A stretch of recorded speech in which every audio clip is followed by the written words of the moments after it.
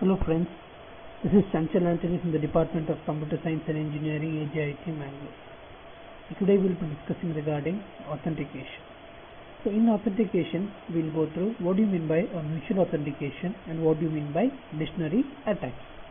So in the previous presentation, we have seen what do you mean by an authentication, the basics of authentication, and what do you mean by a one-way authentication, where we have discussed regarding what is one-way authentication, and in one-way authentication we have also discussed regarding what do you mean by password-based authentication, and in password-based authentication we have seen an example how we are trying to communicate the password and communicating the hash of a password as a one-way authentication.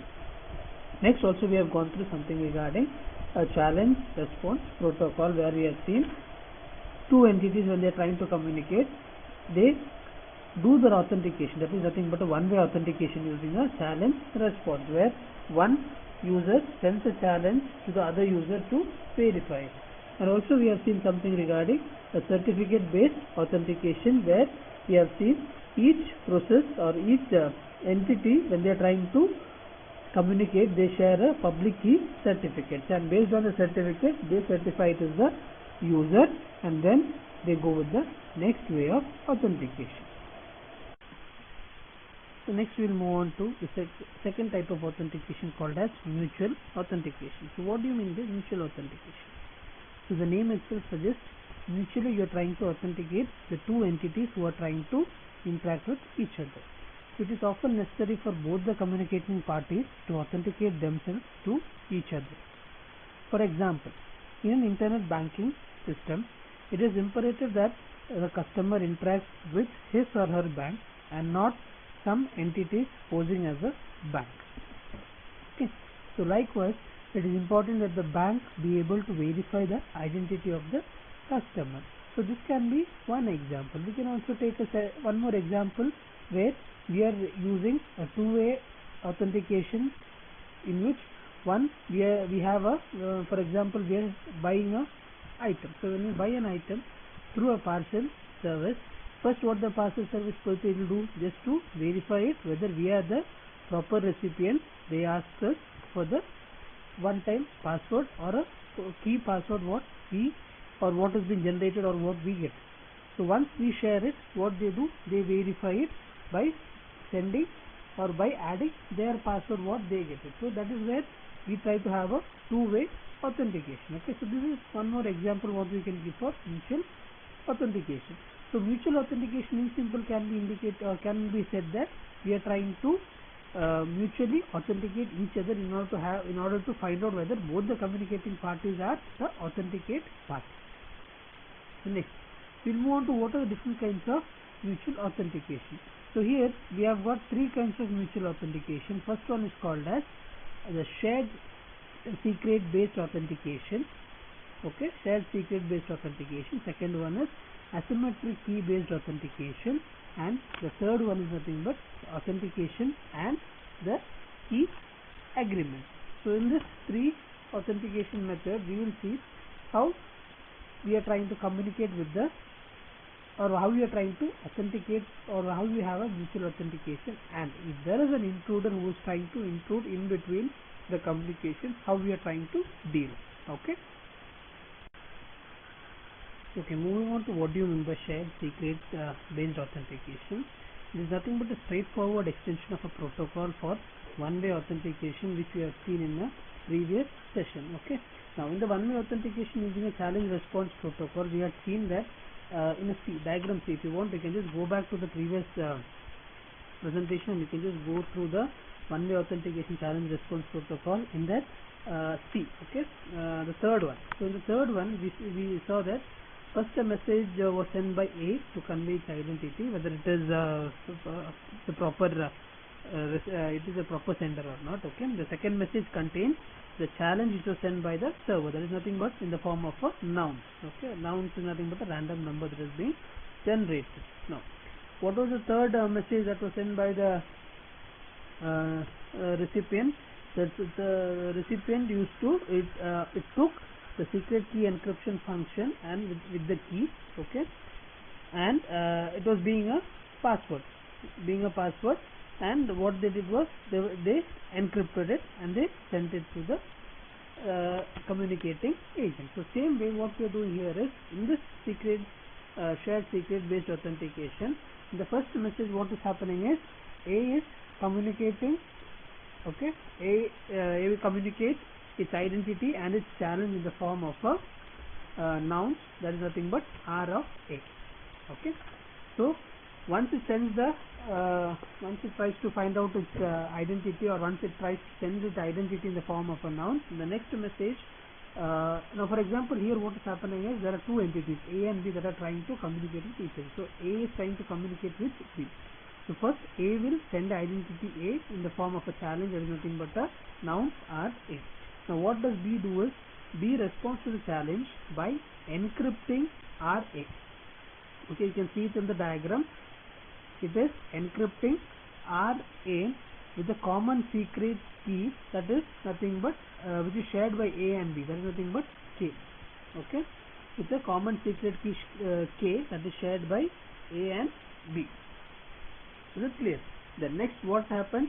B sends its own challenge with also that it sends its own challenge R B to A. So what does A do? A will respond to B's challenge in the third message. Okay. Now how does it challenge it? It tries to complete the protocol for mutual authentication by encrypting the noun number that is sent by B. Okay, using the shared secret key between A and B, that is nothing but K, and it will complete its mutual authentication. Okay. Now while this protocol may appear or it may sound somewhat fine, but there are some serious flaws in it. So next we'll see what can be the serious flaws and how it has been taken care. Okay.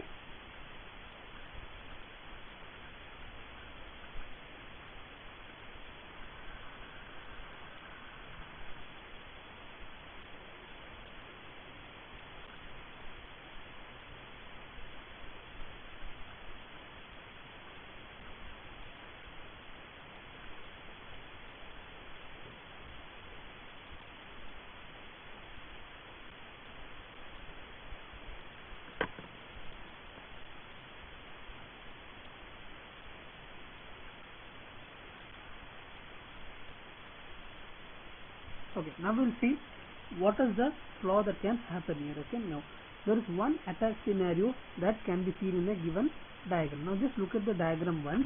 We can see that there is two entities that is trying to communicate, A and B. Okay, that is what we generally indicated. Now what is happening here is there is one more, a third entity, which is nothing but an attacker, what we consider it as C. Okay, now an attacker C, what is happening here is an attacker C first sends a message to B containing the nouns RA and claiming it to be A.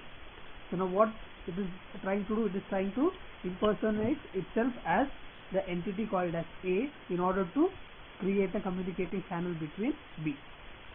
Okay, now how it is sending? It is trying to certify it with sending a nouns RA. Is it clear? So it is certifying itself and it is trying to send the nouns RA. Now what does B do in the message 2?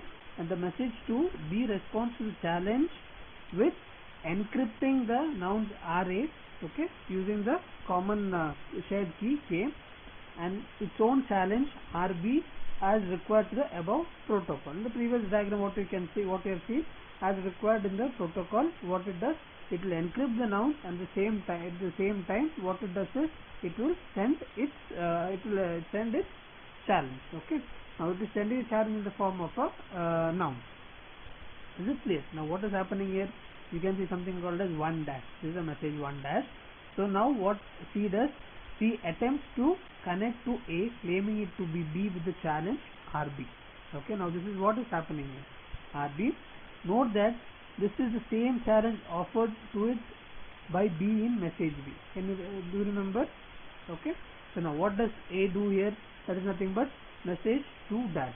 So in message 2 dash, what is happening is A will respond to the challenge by encrypting it, okay, and a noun of its own. So it is encrypting it using the common key which is shared by A and B, and then what it is doing, it is trying to send its own noun. Now what happens? 1. Okay, now we'll see what has attacker C accomplished. C has successfully impersonated A to B. So now what has C done?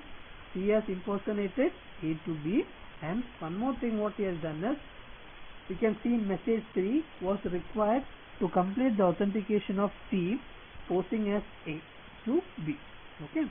However, C could not complete the response to B's challenge since that required a computation involving the secret key K shared between A and B. So what happens? C initiated the authentication protocol with A, presenting to A the same challenge it received from B. So now what C did was, C presented itself as A to B, and what challenge it received from A, it sent it as B. Okay. Now one more thing is, A's response to the challenge in message 2 was used by C. So this is something which you need to be really careful. To what reason it was used? To convince B that it was A, and that was trying to establish a communication channel. Okay, now this thing you need to be really careful. Okay, so now this kind of attack is termed as reflection attack. Is it clear? So since it is a part of a message received by an attacker, it is reflected back to the victim. So you need to be really careful with such kind of attack. Now in this case, the reflected message fragment is EK of RB. That is nothing but the encryption using the secret key K of the nouns RB. So this attack is called as parallel session attack, since the attacker in the midst of the protocol run with one entity, opens another protocol, run or session with the same or another entity. So now what is he doing? He is trying to at the same time create a communication channel with A, and at the same time it is trying to create a communication channel with B. Just by impersonating itself as A, it is trying to create a channel with communication channel with B in order to communicate with B. Is that clear? So now, one thing you need to be careful is, such kind of attack we call it as a reflection attack, and also something called as a parallel session attack. Now, when such kind of flaws occur, we need to know what or how to go across with it and how to avoid the flaw. Now, in this figure, as I told you, one way of thwarting the reflection attack is for the initiator and the responder to draw the challenge from different disjoint sets. Okay. So now in the protocol, that means in the first figure which was shown, okay, for example, A could use the nouns which are odd numbers, while B could use the nouns that are even numbers. This can be one kind of some kind of method which can be implemented. So for this modification, the RB used in message R2. Okay, just remember the previous diagram. Is it clear? So the RB used in the message 2 cannot be reused in message 1 dash, because it is nothing but again a third. Okay, this is nothing but a third transaction. So now as we told, okay, this is nothing but a fourth transaction, right? 1 dash is nothing but a second transaction. So you need to be really careful. So another possibility is to have an initiator and responder handle challenge differently. Now for example, we'll see how it is done. The protocol might require the responder to encrypt his challenge. Okay, the protocol will encrypt his challenge, while the initiator would be required to decrypt her challenge. So that is something which can be taken care. So encryption and decryption. Is it clear?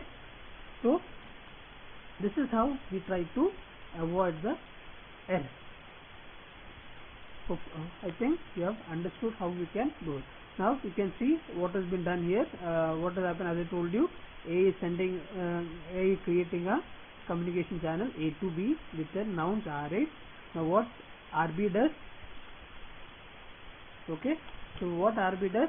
RB will encrypt the A's challenge which has been sent, EK of RA. Okay, at the same time, there is nothing but a nouns RA. It will also encrypt its nouns and send it to A. Now what happens here? What A has to do? A has to decrypt the encrypted nouns that is sent by RB, which is nothing but the noun RB. Okay, so this is how we can try to avoid the fraud. So this is regarding shared secret based authentication. Okay, so next we'll see what do you mean by asymmetric key based authentication.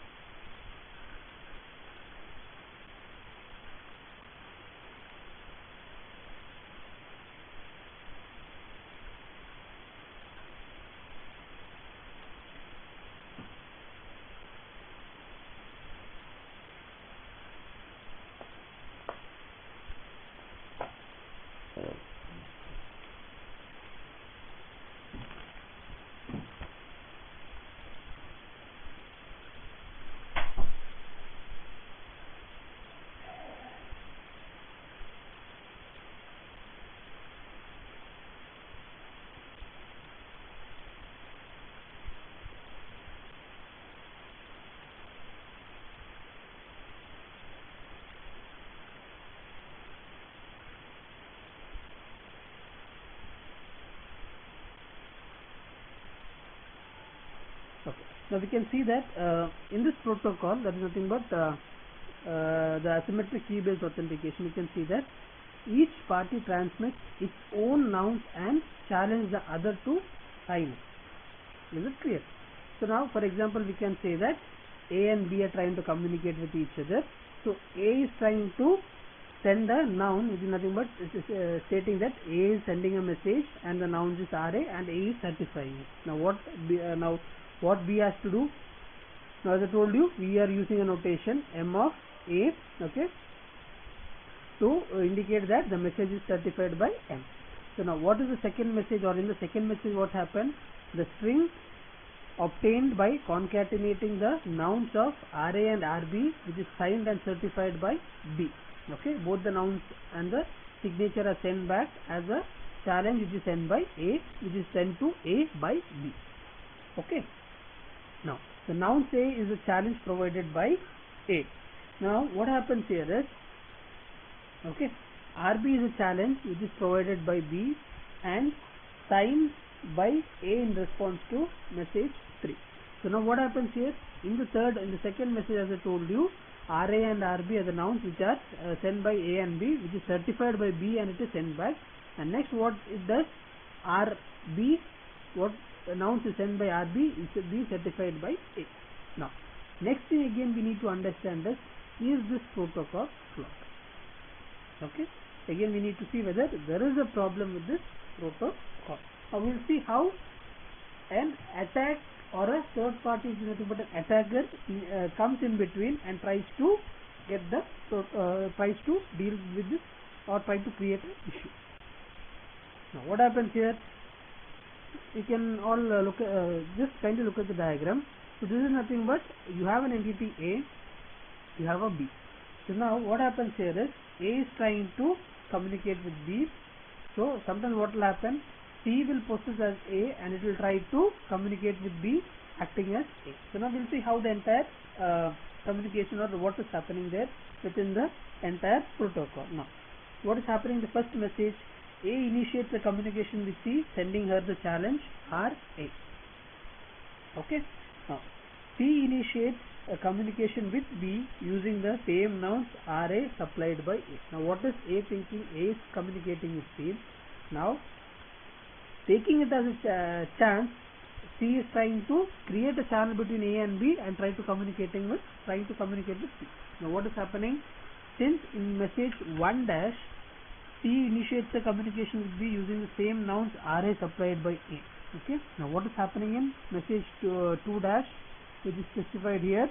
So in 2 dash, B responds to the A's challenge and includes a challenge of its own, which is nothing but RB. So now we can understand here in 2 dash what is happening.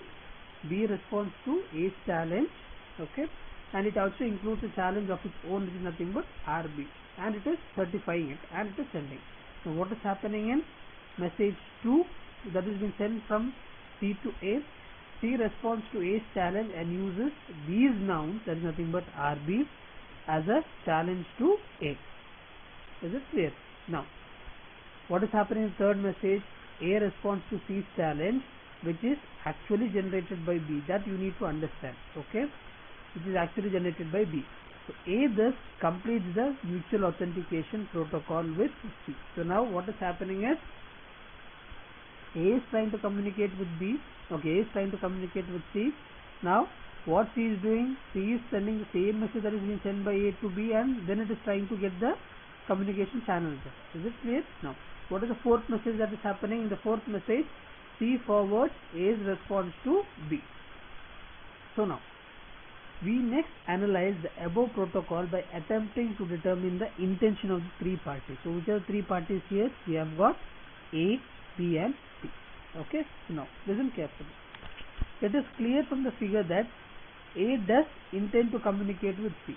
Is it clear? Now we can, looking at the figure, we can clearly say that A is interested in communicating with C. Otherwise, A would not have responded in message 3. You can see the message 3 there. When it is certifying and sending, A would never have messaged. Okay, to C's challenge that was transmitted in message 2 also.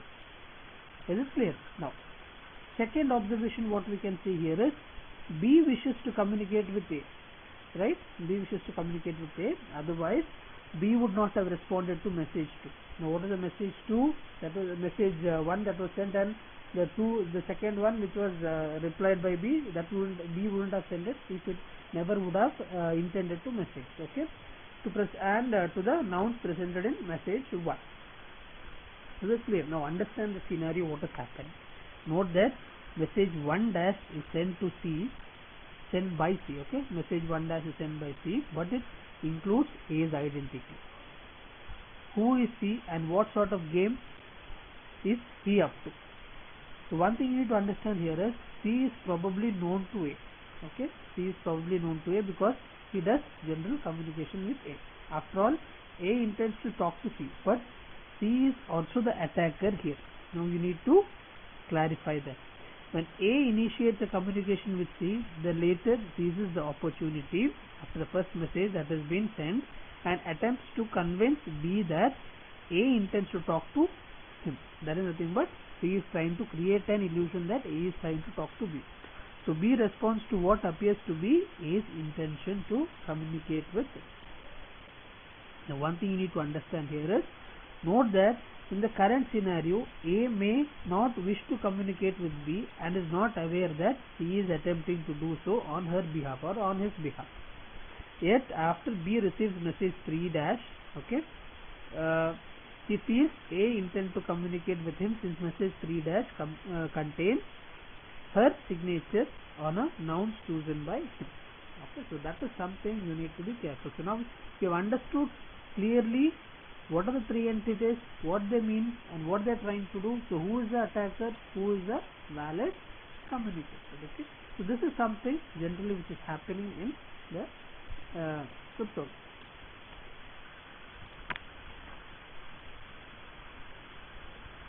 Now one solution to the problem that was specified in the previous slide is for the sender to include the identity of the recipient in all messages signed by it. That is the best way we can deal with it. Okay, so that is shown in the given figure.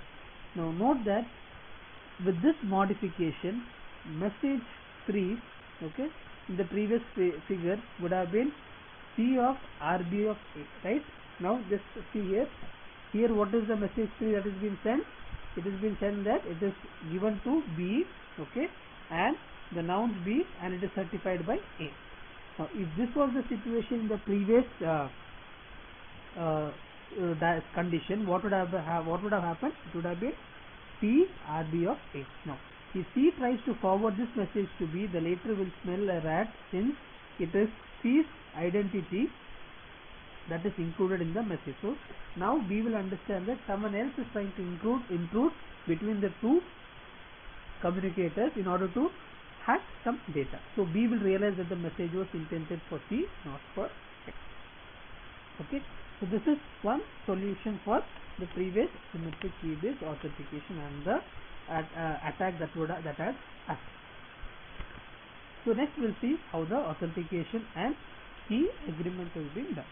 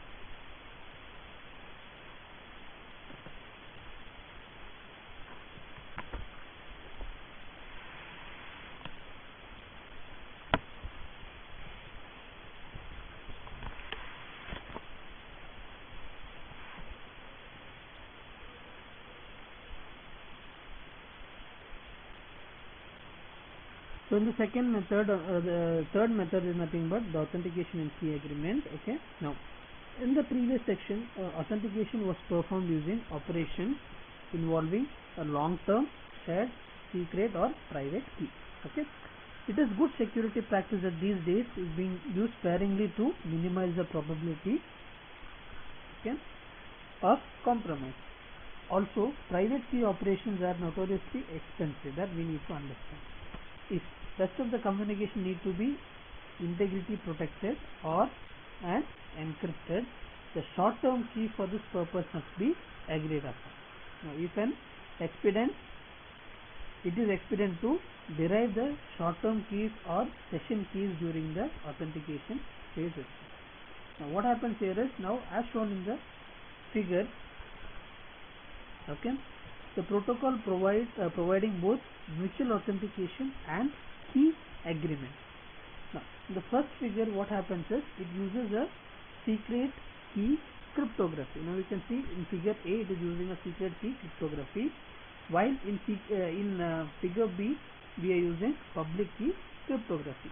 Now, in both the figures, SA and SB are the contributions to the secret key by A and B respectively. Okay, they are freshly chosen random numbers that are encrypted and sent so that they cannot be eavesdropped upon.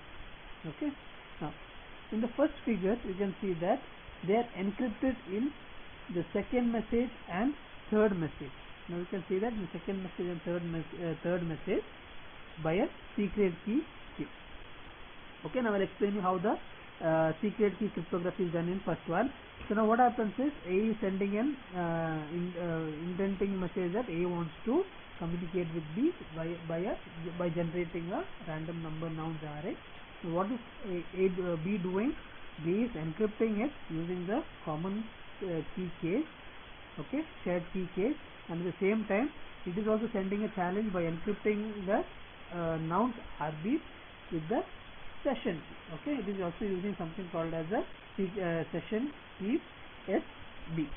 It is sent by B. Now once that is done, what is happening in the third message? Okay, the RB is trying to decrypt the nouns are decrypted and send the nouns RB, and also it is trying to encrypt so next we will move on to use of something called as timestamp. So most of them might have heard the word timestamp. Timestamp is nothing but you are trying to specify the time and date. So we are keeping the freshness in the message. Okay, the use of nonces was introduced from the earlier section, starting from the first section where we started with what do you mean by one-way authentication, password-based authentication, and also we used it in certificate-based authentication. So this is where the concept of noun started. Okay, so why we were using it as a means to prevent reply attack. So basically, each party generates a noun which is used as a fresh challenge to the other party when two parties are trying to communicate with each other. So the recipient is often expected to sign or encrypt the challenge using a secret known to only the recipient and the sender. Okay, the key idea here is the freshness of the noun, that is to keep a noun fresh enough in order to have a proper transaction. Okay, if nouns were reused, the response to challenge could be replayed from a previous session. This is something we need to be really careful about. Okay, so what we use here is an alternative to nouns are nothing but timestamp. So ideally, by securely stamping a message with the current time, you convince the receiving party of its freshness. So that means it has been recently generated and been used. The figure which is shown in the next slide, okay, shows the timestamp in conjunction with the public key cryptography for the authentication. Now we'll see how the timestamps are used in order to have a proper transaction. So you can see here in message 1, A inserts a timestamp T of A. Okay, A inserts a timestamp T of A in her message and signs it. A is verifying it. Now what does B do? B, on receiving the message, checks whether the timestamp is sufficiently recent enough, okay, and then verifies the signature. Now what he or she does, he will increment it. So TA of 1 is nothing but you are trying to increment it. He will increment it. Okay, what he increments? The received timestamp, inserts it into the response message to A and sends it. So now what is happening? TA was the timestamp that is sent by A and B received it. Now B is trying to increment it. So again it's a new value that has been indicated there. So now you can see that a notation that is used there, M x dot pu, denotes a message M encrypted using the public key of X. Okay, if the clocks maintained by A and B are synchronized, the timestamp in message 1 signed by A convinces B that the message was freshly created by A. Okay, so the timestamp implicitly serves as A's challenge to B.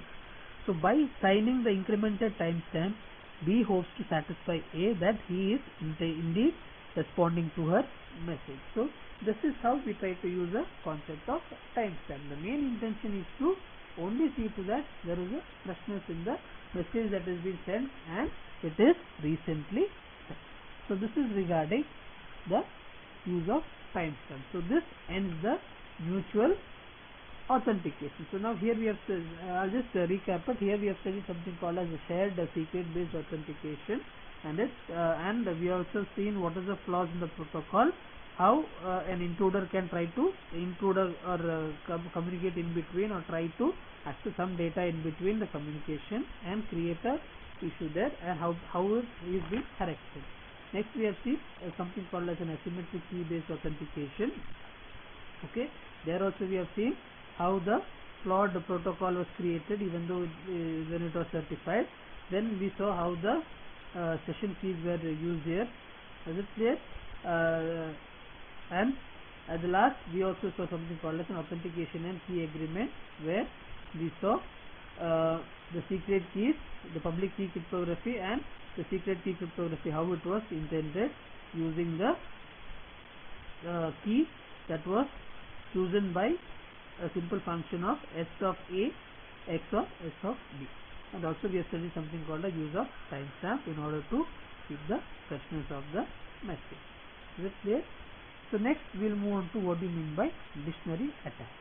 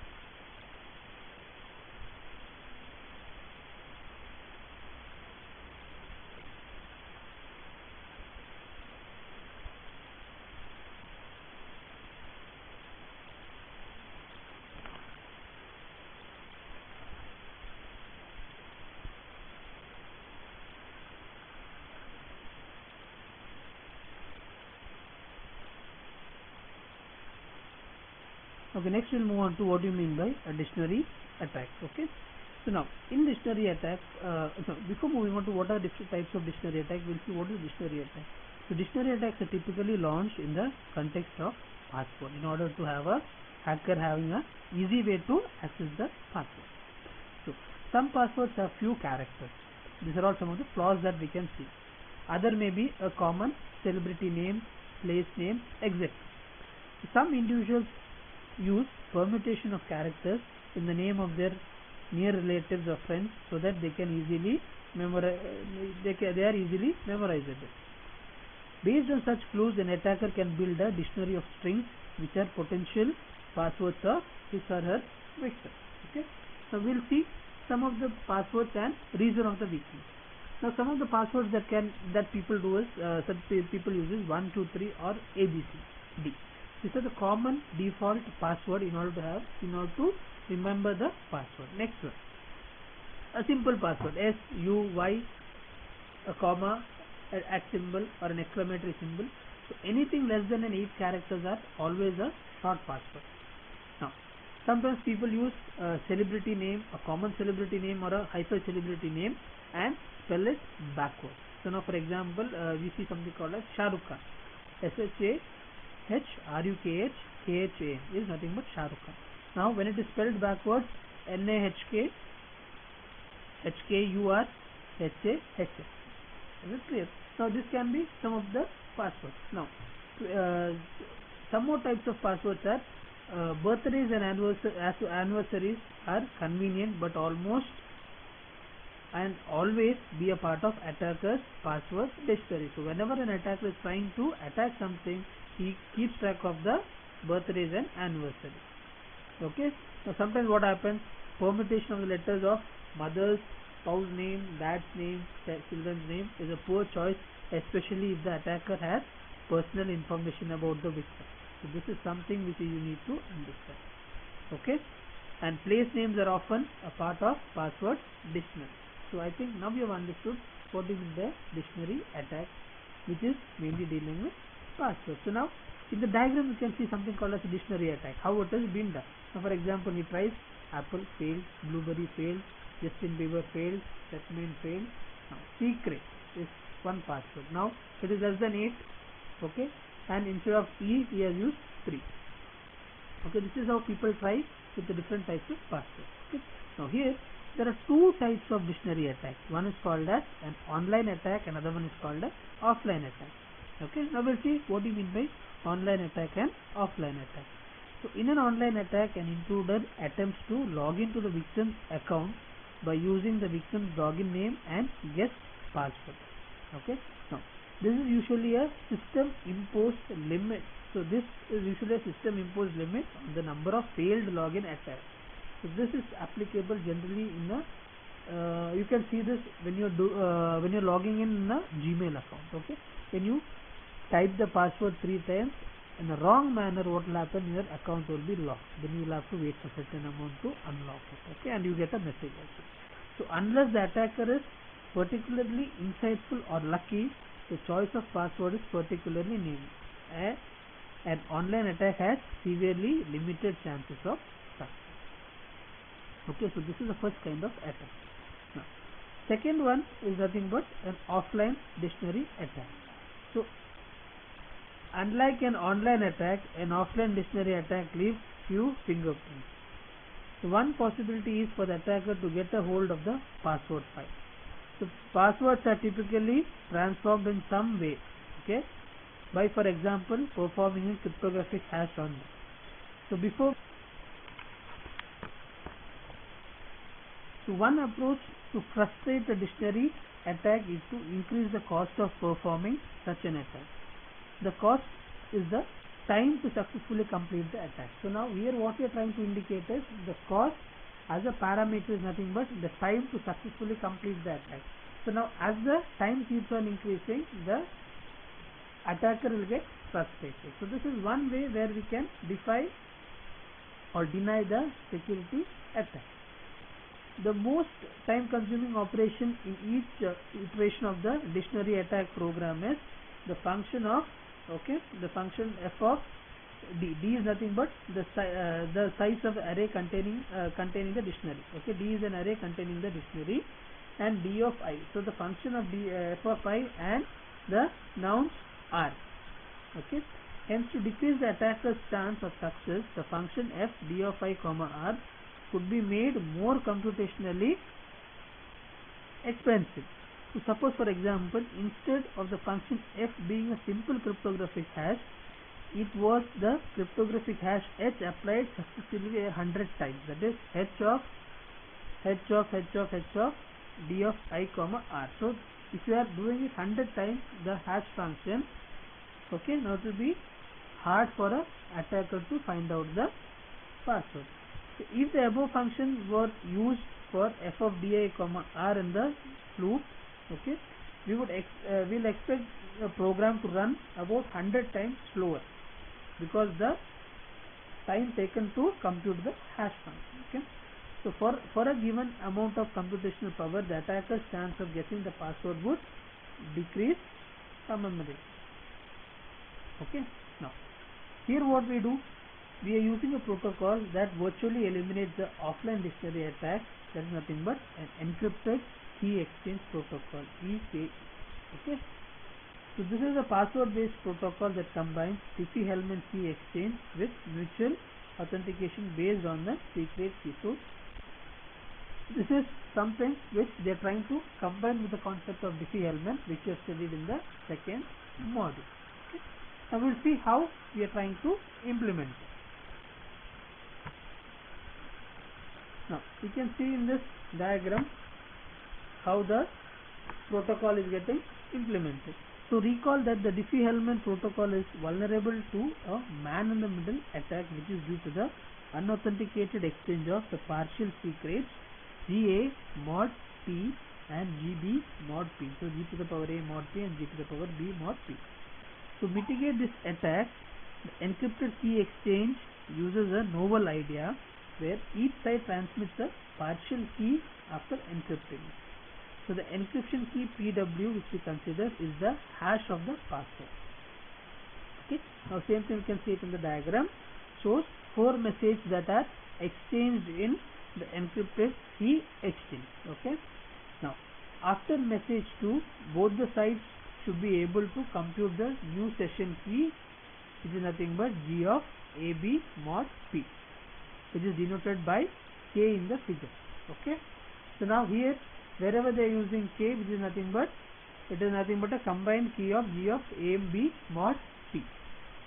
Okay, so mutual authentication is accomplished using the new familiar challenge response protocol, in which each side selects a random noun and challenges the other side to encrypt it with the newly composed session key. So now, as I told you, A is trying to send a message, encrypting it using the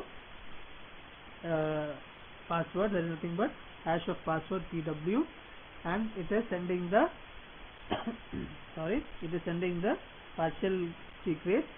And now B, what does B do? B will send it back with the random noun, and next what will the A do? A will again encrypt it using the common key K, okay, with a random number which is sent by A, and also the random noun which it is being generated. And next B, what it does, it will encrypt the random noun which was sent by A. So this is how the entire operation goes. So it is assumed that the victim's assume that the victim's password is weak. So if this is the case, it can be guessed using a moderate effort. That being the case, basic password based mutual authentication protocols such as those which are given in the mutual authentication could come to an offline dictionary attack.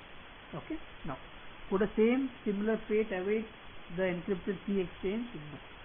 So assume that an attacker has an access to EPW GA mod P and EPW GB mod P. Okay, now the attacker would attempt to guess the victim's password and hence the hash of the password PW. If the attacker guessed it correctly, okay, if that is the case, he or she would be able to obtain the true values of G to the power A mod P and G to the power B mod P. but even so, he or she would not be able to obtain the session key, which is nothing but G to the power AB mod P. Okay, so this is so since the computational Diffie-Hellman problem is infeasible in large groups that are carefully chosen, that is, the common secret G to the power AB mod P computed by both parties cannot be obtained from the knowledge of the partial key of G to the power A mod P and G to the power B mod P. Okay, so since this is the case, the encrypted key exchange is not susceptible to an offline dictionary attack. So this is one advantage of using the encrypted key exchange. Is it clear? Now, another property of the encrypted key exchange is that it provides the perfect forward secrecy. Now, what do you mean by this?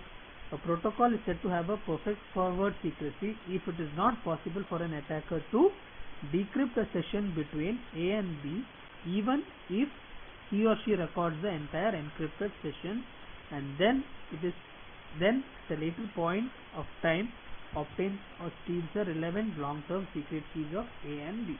Okay. The long-term secret includes their private keys, if any, and secrets shared between A and B, such as passwords.